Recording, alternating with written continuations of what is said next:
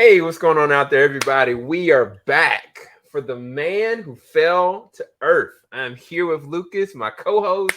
We are about to go into episode 2. So, the last thing that happened is your main character, the alien. He went into the You just cloud gonna that was a tornado. you're just gonna keep on calling him the alien instead of Faraday. I am not calling him Faraday. That's his I name. refuse to call him He Faraday. he made up his name after seeing multiple things in a police station like Kaiser Sorsay. So his name No. is Faraday. I can't with you. Anyway, F. That's what I'm gonna call him. I'm gonna call him F. Went into the tornado, and Naomi Harris's character kind of went to try to look and try to stop him, but instead she's in the middle of a tornado, and so she's like clinging for very life. And then now the shroud of this opens up, and it's clear skies. And he looks up and he sees the actual Thomas Newton, and this is where the episode kind of progresses. So I don't have a frame of reference of who Thomas Newton was, but based on this first episode and the second episode, he was the person that was trying to connect with and talk to F. And the reality is that it seems as though 45 years prior was when there was a previous moment that happened just like this, which we'll get into that with the CIA agent a little bit later on. But the conversations that he had with him, I think that it was just really strange to me because he seemed like he was mad. It seems like he was talking down to him, but then he also seemed like he was emotionally distraught. He seemed like he had a substance abuse issue, like he may have been hungover. He was smoking quite a bit. And you found out that he had glasses on. He had like sunshades on. You found out that he was blind. Like looked like his eyes were just not the same, because when he came in, when Faraday came in, like his eyes turned into his, alien eyes. But when he took his sunshades off, like you saw nothing but this kind of blue kind of hint, like he was scarred up and scratched out, and it seemed like he was just not all the way put together. But he told him, your mission is to go to this location and you have to create this device and you need the help of Justin. So, Lucas, who is Thomas Newton? Why is he important to this narrative? And what is your point of reference with what in the heck is going on? All right. So here is where, as we brought up in the last episode, our last review, of not fully understanding if this was a sequel or if this was a weird reboot type of Star Trek with J.J. Abrams, when you had Spock in two different places and he's wondering like what the heck was going on. Right. Here it kind of pinpoints that this may be a direct sequel to the movie, because at the end of the movie, for people that don't know, and Thomas Jerome Newton is the main character of the book, and he's the main character of the movie. And by the end of the movie, after everything that happens with him, we realize that he is a drunk with substance abuse issues. And we understand from the movie everything that he went through and what led him to that point. So here, when Faraday meets him, and he does appear drunk, and he does appear to have substance abuse issues, you clearly see that, now played by Bill Knightley, that this character has these issues that the original Thomas had. Interesting. So it did bring it up that, okay, this is, again, it's either a direct sequel or it's a timeline thing. Right. It has to be one or the other here. And this scene just sets up what's Faraday's mission here. And what's the point of Naomi Harris, of him saying, like, you are a key part of what I need to be taken care of here. And keep in mind, Thomas Jerome Newton is supposed to be someone who was feeding information back to their home planet. So this is why Faraday knows who he is, and he's almost like a hero in his eyes at times. Right. But now when he sees him, it's an old saying of like, never meet your heroes because they'll always disappoint you. Right. Like this is the disappointment that comes over Faraday's eyes when he meets Thomas. And Thomas is like, not only just telling him what to expect, or telling him, like, don't fall for people, which he did in the movie. Don't succumb to the human lifestyle. which Thomas completely did in the movie. He succumbed to television. He succumbed to love. He succumbed to alcoholism, drug abuse, everything humanly possible. He fell for. And again, it's also a play on his alcoholism is a play on Faraday's need for liquid. Wow. Just a different form of liquid. That's fascinating. So again, all of that is it just sets up everything with Faraday's mission, and it helps connect people to the original, the man that fell from Earth. So now that you see this character, you see Thomas finally here. And by the end of the episode, you get even more information. Well, by the middle of the episode, you get even more information on Thomas's character here. Yeah. It helps you understand that you're not going to go through the same story that you went through in the original movie or the original television series. Because I know by now someone has to point out, hey, there was a television series of this in the 80s, in the late 80s, a miniseries on television came out for the man that fell from Earth. Wasn't it the guy that was from It? Wasn't he the main star? I think so. It may have been from 89. I may be late on time frame, but it was in the 80s. I know that much. It was in the late 80s. So from that standpoint, they just let you know that this is either, again, a direct sequel or it's a timeline issue. But either way, right now we still don't fully understand exactly how it's going to fully connect to the original. Mm-hmm. But we finally get the character that a lot of people have been waiting for, which is Thomas, to show his face and just talk about what happened to him. Because again, last time we would have seen him, if you saw the movie, he was rich and he was alcoholic. That was the last two things you really remember from Thomas. Fascinating. Interesting. Yeah, because I think what that does is it goes into what is his prime directive at this point. What is his motivation to bringing Faraday here? And what is Faraday going to do at this point? Because one of the falling points for Thomas in that interaction is when he started to tell, Faraday started to tell him, like, look, this is the amount of people that we've lost. This is the amount of population is left. This is the amount of resources we have left. This is how close the sun is now. And he starts to just break down crying, almost as though he failed his people effectively. So I thought that was fascinating. Because that's another thing to bring up too. By the end of the movie, Thomas never makes it back home. So Thomas wouldn't know any of this information. Dang. Like, supposedly, she should have been on Earth since he first arrived. He attempted to build a spaceship to come home. It did not work. So he's been stuck here this entire time. So Faraday's information of him, of letting him know about what's going on with his home planet and all the different changes. This is the true first communication he would have had with the home planet. Dang. So all of this is like crushing and new to him at this time. Wow. So that's why he had that emotional response the way he did. And even with that, he still kind of like went back and reverted back to what's going on, which normally is a classic sign somebody's dealing with some substance abuse issues. Yep. But yeah, so from that point, you know, he kind of leaves, and Naomi Harris's character is kind of like looking like she thinks he's about to die. The tornado stops. Animation in the VFX is amazing because you see literally as the storm goes away, he's coming towards her, and she's kind of looking, and she sees his actual face, like his alien face, and it freaks her out to the point that she gets in her whip and she falls out of control. She was gone. And from that point, you know, she was dealing with the emotions behind that. Like, one, she was literally in a twister, and she saw a man go into a twist, come out, and then she saw him have a face that was not a human face.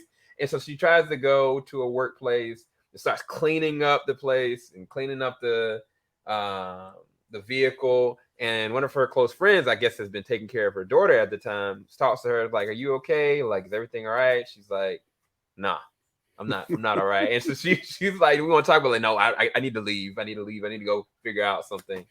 And I think around that same time, Faraday has like got the understanding that he needs to go to a specific state. And she was like, he knew for a fact that he was gonna have to go and get a plane to do it. So he ends up at the airport. As he gets to the airport, like the radiation from like the X-ray machines and all the different wave devices is hitting his body on such a level that it's almost like his blood is boiling essentially. and he basically throws up all water that was left.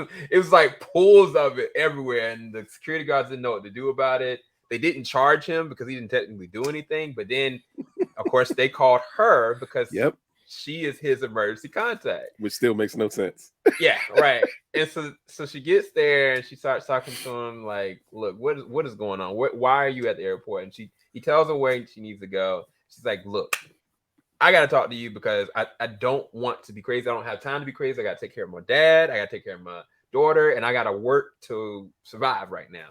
But I can't afford to be going crazy right now. So tell me, why do you look like that, and where are you actually from? And he's like, I'm from another planet. Like, I need you to do this. This is the point of your destiny. This is what I need you to do and be.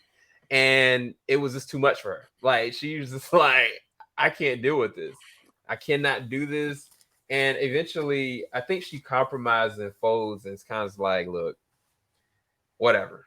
Like, like, I think he offers the money, but she's like, look, I got to go pick up my dad. Like, I can get you to maybe to a bus stop, but I don't know if I can do this.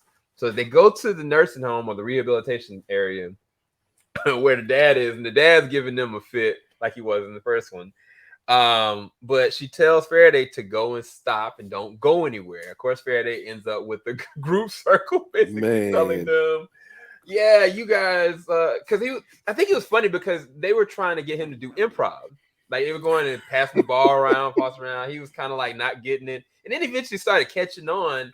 And then the last improv he did was like, yeah, you guys seem like you're about to die very soon.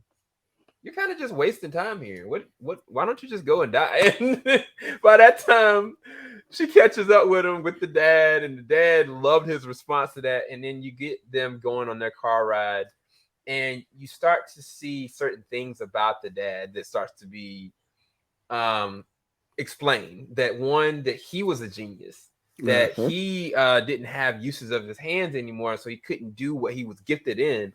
And then also why the genius is kind of left over to her and also to the daughter. And just that whole interaction with Faraday and the family and Justin, to me, was gold. I don't know if you wanted to comment on any of it, but that it was the beginning of the alien learning who the family is. One, that scene in nursing home was great, especially when you see his perspective of what he views his life. Right. Like, once you get to a certain point, to him, to his home planet, basically, you're just taking up space. If you're not leading to something, you're taking up space, which is kind of odd because it's the opposite of Naomi Harris's character here, because she's fighting so hard to keep her dad around. And the question is, should you fight so hard for your selfish reasons to keep your loved ones around? Because we see from the interactions with her dad, he doesn't care either way. No, not at all. He's very upfront about not caring either way. So when we get to the point of all of the bonding that happens, because that's the key part here, it's about the bonding between Faraday and the family. That is one of the things that Thomas Newton warned him about. Yeah. About not getting too close with people. But here we see that that's one of his biggest things is he still has some form of feeling for her. Right. And he gains that feeling for her father and for her daughter. Definitely. And here, from the entire car ride to their new location and everything that happens there, to a gut-wrenching conversation that we'll get into that they have at the table, like, all of this is him getting close with him. All of this is him understanding who her father was versus who her father currently is. Right. And no, that's good. It's weird. Faraday at times, I think, becomes her conscience. I don't think he's saying anything that she's not already thinking. It's just that something she's not willing to deal with yet. Right. Everything with her father, I think she knows it. Like, he is holding you back because you're holding on to something that you necessarily possibly shouldn't be holding on to anymore. But she can't find it in herself to give him up. Yeah. And Faraday is just the type of thing, a type of alien that's like, no. At this point, like, why are you old people here? Like, right. like you're no longer useful here. And it's not necessarily because they're old. It's just because he's right. Wow, didn't mean to say he's right, but in a sense, of in the sense of the show and what they're trying to say is that they're not leading to anything else, and because you're not leading into anything else, what is your true purpose? Because you got to realize he's coming from a planet where everyone has a purpose. Right. So it's just interesting to see his interaction with the elder folks at the home, and then his interaction with her family. Yeah, and the thing is, like with Justin, I'm not sure if it's that she probably can't afford to put him in a active home because she can barely keep him in the facility just for his rehabilitation. So it may be that she just can't afford to put him in a home. Like I think like she can't put him in like a homeless shelter. Like she wouldn't do that to her dad, and so she's keeping him there, but she doesn't have the money for the pills. I think she said it was like a pill a day was like $40 a day or something like that. Crazy. It's a mark on the healthcare system that that he's struggling for medicine that not gonna. It should be free, in all honesty, to deal with his condition. That she's buying it from side dealers, right? She had to get it from a drug dealer. Yeah, he almost messed that up. Yeah. Oh, 100%. He almost messed that up. But the point that she even has to go to those lengths to get the medication for her dad, it shows that she's in dire needs. And again, if she possibly could afford a nursing home, assisted living facility, he may be in one of those.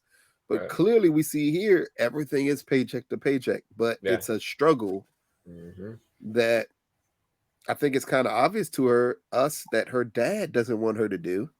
Right. Faraday is very clear that this struggle is counterproductive to who you are and your purpose. Right. But it's hard to tell anyone that who in the end just wants to see that their parent is still living. Right. And I think that's the human element of it. Like it's the saddest, but it's the purest element of humanity, where you want to preserve something that you probably should let go of, but you're trying your best, even when you spent everything. It's costing you everything within yourself and what your purpose is to provide for something or someone else. And I think it's interesting because it's going to be an interesting balancing act for him to understand what humanity really is, and for her to understand what purpose is, because he's pure purpose and she's pure like humanity. And so I think that goes back to even like the very first episode when he's like, "You're the person that got me here," something to that level. So I'm not sure if he's talking about her, but I would assume it's probably Justin. Anyway, but yeah, one of the scenes that I loved is when they were in the car and driving, and Faraday, like, well, no, I think it was the dad. He wanted to hear, I think, the news or something like that. And then Faraday was like, "I don't want to hear that. I want to hear, this." And then all of a sudden, like, she was like, "Well, I'm gonna change it to some music." And then the dad started singing, started dancing. Faraday was looking, and he's really good at pitch, because Chiwetel Ejiofor is amazing. Like, I mean, he's a British actor. Like he can pitch and use vocal range unlike anybody I've seen. And so all of a sudden he started to match pitch and tone. Then they all start to kind of sing, and you see them really starting to bond. What ends up happening later on is he gets connected with the daughter. Like, I think she questions him on something that he was asking about. He was like, "Do you know this about, engineering on this level?" He's like, "You might be a promising pupil later on," to them being at the family table, which is really probably one of the hardest emotional scenes, in that they start to all talk about, her. They start talking about Justin and her capability, and they start talking about like what the purpose and the prime directive, what he's really trying to do. Yeah. And then it gets to the dad, and he's basically like, "Look, man, you're holding her back." Yep. The little one, her daughter, has promise. She's going to be essential. Your daughter is absolutely essential, but you're not. And she was so upset. She was ready to throw him out. She's like, "I'm about to get you on the bus right now." And I think she even took the daughter Went took the daughter to the friend, and that's what messed her up. And but before she left, like he was like, Dad said he's right. In so many words, like he's right. I like him. I think what he's saying to you is the absolute truth. What you want to do with that is true. You need to be more. And she's like, I don't have to listen to any of this. And so she leaves. And this is what the suspense side of this was crazy, because I didn't know what was about to happen. I was like, is he about to kill this man? Like straight up, like he was like, he was cornering him. It was weird though. All of a sudden, like it was like a wind that was kind of hitting on the outside, and like the wind picked up really quickly. And so he kind of moved over to the old man. He touched his hand. All of a sudden, like the light started flickering and stuff like that. And I realized, has he had any actual physical contact with anybody? You know what I mean? Like people have hit him and done something to him, but he actually never defended himself. Right. He's not touched anybody that I can recall. So he gets his hand around this old man. I was like, nah, dog. I don't know. Because if he had legit killed this man, I was like, I don't know how this can go as a series. Like, how are you supposed to, like, I don't get. Anyway, that's not what happened. He ends up literally right before our eyes, like, heals this man. And it almost looks as though he took upon his illness. Right. So he while he took it from him like this. So this entire scene was the best scene of the episode for me. And granted, it's other people who have really great moments that we'll get into a little right after this. Yeah. But them at this table and him having a discussion and him going around basically saying, everyone has promise but you. It's him saying what she knows to be a fact, but she's not willing to deal with at the time. Right. Is that your dad is holding you back. And it could be a sense that she's terrified because without her dad, she has to live up to that promise. And she's not ready or prepared to do it. She's always attempting to find an excuse. Right. Not to do what she knows she's supposed to do. So Faraday telling her, like, hey, no, like you have no purpose here. You're doing nothing but holding her back. It was her coming to the realization, like, okay, everything he's saying is true, but I still hate him for saying it. Right. So then when it comes to the scene, it did kind of seem like he was going to kill the dad. That's the first thing you think of, is he's going to kill the dad here. But instead he does his John Coffey and he takes on the dad's sickness. So what we have to wonder now is what's necessarily Faraday's power here? Like, is this something temporarily that he's relieved him? Is it permanent? Is it going to affect Faraday this way permanently? Because if it does, then it's another thing that Noemi Harris's Justin has to deal with. Is if he's permanently that way and he becomes helpless like your dad, how do you treat him? Right. Do you treat him any differently because it's not your father? Right. So this is the weird thing. So we know eventually that Faraday is going to be healed because we see him much later on. Yeah. But is it that the dad expired? You know what I mean by that? And, that's what happened. Or is it that eventually his body will heal? My assumption is much like his skin healing from coming out of the storm. Because I actually did see damage on his skin. Yeah. When he was coming out. So what I'm assuming is that it's a temporary thing that eventually he's gonna heal. And it was funny because he's like, "Can we go?" Yeah. It was like, if I took this away from your dad. Now you have no basically it's him pinpointing her. Yeah. You've attempted to use your dad for an excuse for why you're not doing what you're supposed to be doing. Right. Now that your father's no longer sick, what's the problem? Exactly. So, and that's what brings up the interesting question. And to go back quick, yes, it's going to be very interesting because we do see future Faraday, who is rich, successful, weird, exactly like Thomas Newton was rich. At like that was never an issue. That they understood how to manipulate the system in this country or this world, this planet, whatever form of technology from Thomas's technology in the 70s to Faraday's technology now, of understanding how that works and how to manipulate it to get the things that they need to get to succeed in their missions. You just kind of wonder, with us already seeing the end of him, what's hidden there. Because you think it's going to ever be that cut and dry? It's simple, like, oh, he's successful. Nah, it can't be that cut and dry. No, because everyone knows he's an alien too by the end, also.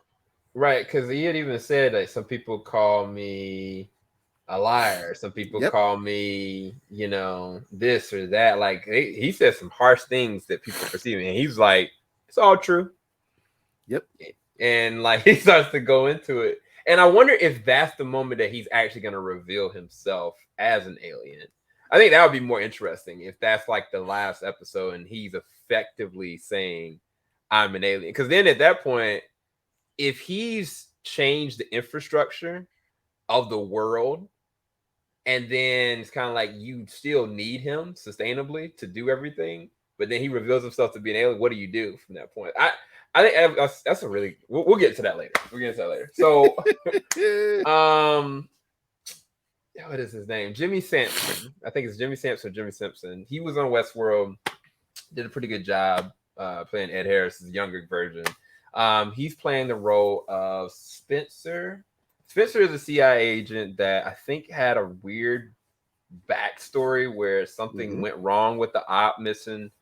And when we see him, like he's being recruited to go and investigate the anomaly, which was the tornado, which they found that there was like a communication between Thomas, of course, and Faraday. They just don't know what.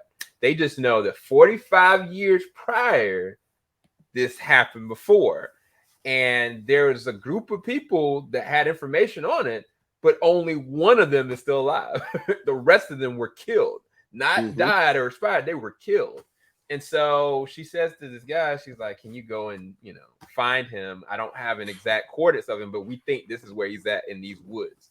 Can you go and find him? And the weird thing is when that interaction was going on, like there was a waiter that kind of went up to him, and the woman that recruited him, she was like, you always pay such a big tip for these waiters.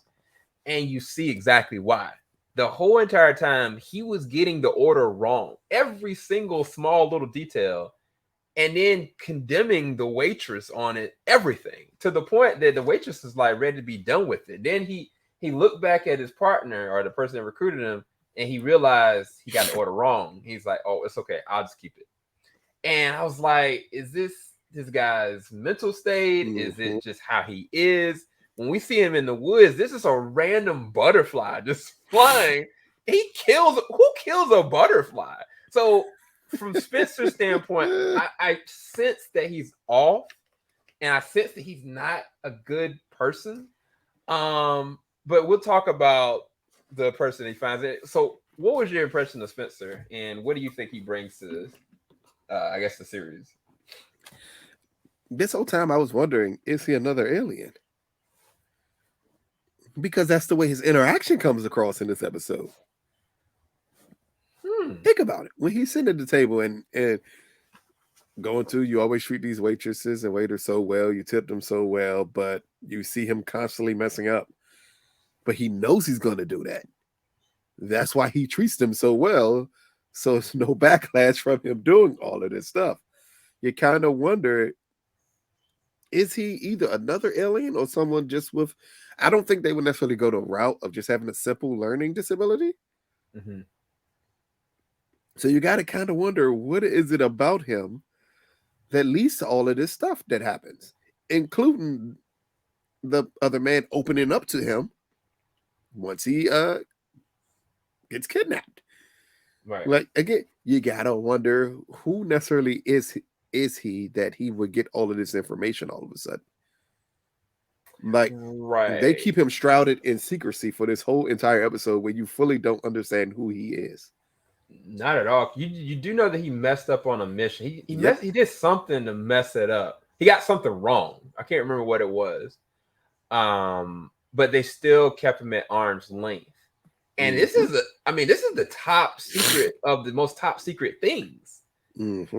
And you put a person out there like that that's been in the wind. I don't know. It is really weird. But going, like you said, to the old man, he had a sensor ready out there in those woods, man. Yep. You heard like a small little twig. All of a sudden, he got hit. I was like, yo, I don't know who this old man is. But the fact that he got to drop on this young cat like that and had him strapped down. Like, I think he was like, I forget what happened, but he was like, he had a knife to him. And I was like, he's about to open this man up. He was about to, as a matter of fact, he did. Like, he started doing stuff to check to make sure that, I don't know if he was trying to make sure if he had a bug on him or if he was trying to check and see if he was alien. I really don't know. Yeah. But he, some kind of a way, Spencer convinces him, like, look, this is why I'm here. Like 45 years ago, like you saw an anomaly and now it's happened again. And the old man starts to freak out. He was like, another one? Like, he was like, the last one, we drove him crazy. We cut out his eyes. He had the face of an angel. Like, but we did this. And like, Spencer's like, I don't know what you're talking about. Like, can you explain it to me? And before he could kind of explain that this is an alien or, you know, untapped potential of life, he was like, if there's another one here, good luck. And then proceeds to blow his whole head off. Like, that whole conversation, I really need to go back to it because there's a lot of information about, I assume he's talking about Thomas Newton. Because even, like I said, like his eyes were, it looked like they were damaged. And he kind of alluded to Faraday that I don't have my eyes anymore. So it seems like it matches. But I don't know. What did you pull from the the conversation? The fear that he displays in this scene of saying at the end, like, if it's another one of them, which again brings us back. Are we dealing with a sequel? Are we dealing with a timeline issue? What necessarily are we dealing with this show here? But by him saying, if we're dealing with another one, good luck. It kind of shows that, and again, if you know the film, you know that the downfall of Thomas was way more about him than it was about anyone else who could stop him. So you kind of wonder if he did get some of that information back, even though he was not able to return back. Did it make Faraday a better version of himself? Which would mean he would be closer to a more unstoppable version. And that's what the good luck was for. Again, it's just a conversation that just leads away to wondering exactly the fear that Faraday's presence presents to the world, and wondering anybody who interacted with Thomas, like, how would they going to feel if they know that this is another alien here? Right. Like, what's the next step here? As you see his handler, who we see sparingly in this episode, seems like they know clearly something is up here. That's why they sent him in the first place. She clearly knew something was up. So again, you got to wonder, because this episode, while it gives us a lot of information about Faraday, a lot of information about Thomas, a lot of information about the mission, it's still shrouded in secrecy of what people actually know what's going on here. That's a fact.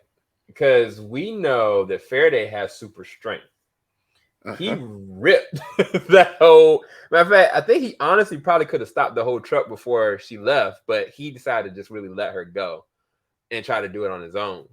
But the fact he's got super strength, he's got some level of adaptability of skin, like his skin and adaptability of what he can concentrate. Like, he can have objects like gold rings come out of his body.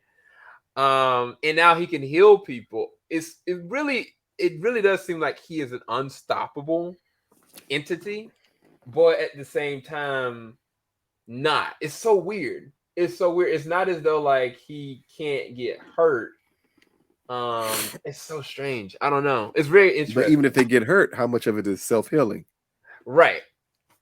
Because all those times that matter of fact, those dudes beat him down pretty bad. He had a scar and some stuff, but I don't see a scar on him anymore at all. So, but then if he's self-healing, why was Thomas never able to heal them taking his eyes? It's true. Maybe there's levels to it. But I thought this was an even better episode. This is by far my favorite episode so far. I'm not even gonna rate this one. It feels like an extension to the first episode. Honestly, it feels like if you took both episodes and it was like a 2-hour premiere, it'd be the perfect 2 hours of a science fiction show that you'd want to get freshly involved in. So for me, I highly recommend, if you haven't seen this, you should watch it.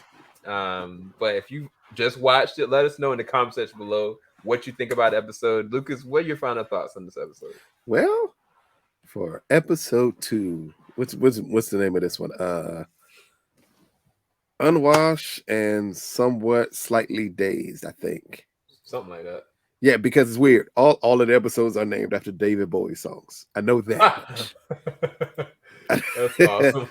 I know that much. So, again, to me, seeing these 2 episodes, the first episode is the perfect setup. It gives you the setup to what these characters are and who they will be. Here, we get the setup to what's the purpose. And that's highly important for a show like this, because you got to get that right out the way to people to let them know, like, hey, this is where this show is heading to. And you take away the mystery of Thomas Newton.